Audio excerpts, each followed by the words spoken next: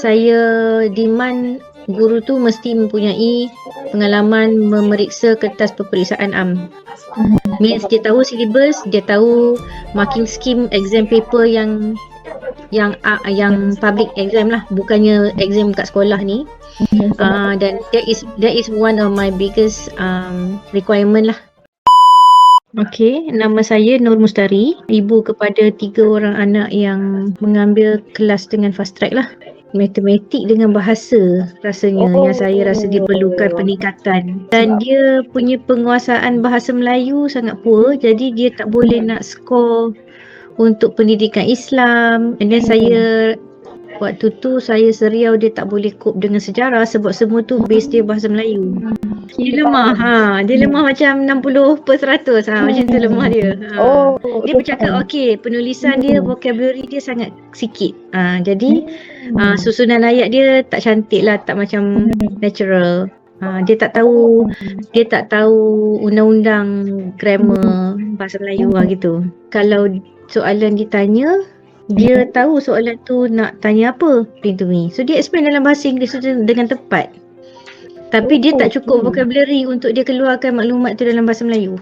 Subjek yang berlandaskan bahasa Melayu tak bagus lah. Maksudnya in the 60 to 70, macam tu je. Dia bukan tak faham, dia tak boleh nak menulis semula jawapan dia dalam bahasa yang dia tak faham. Dia tak boleh nak keluarkan maklumat tu kan.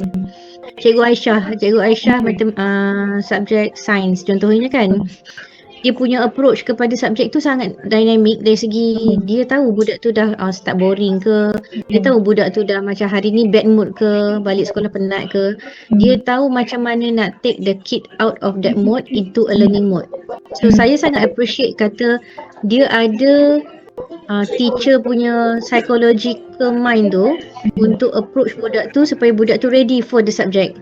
So she forms a good bond and relationship with the child. Yang tu saya sangat appreciate lah.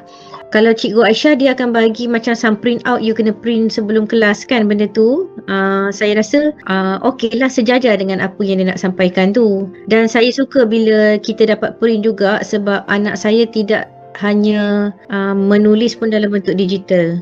Macam contohnya screen, nak guna jari je. Jadi bila saya print benda tu untuk mereka dan mereka berinteraksi dengan cikgu dalam menggunakan bahan rujukan yang sama, tangan akan sentiasa menulis dan saya suka benda tu. Saya suka the fact that he's writing walaupun it's an online class, it's not just pointing at screen. Tercapai sebab exam result naik 1 grade, macam tu. Kalau dulu dia C, dia naik jadi B, gitu. So I'm happy with the improvement of marks walaupun kita tahu dia bukanlah langkawan yang besar. Dan alhamdulillah di fast track tu saya nampak tenaga guru yang macam ni. Contohnya exam baru je habis semalam, hari ni ada kelas. The first question cikgu akan tanya, macam mana exam semalam? Okey, boleh jawab.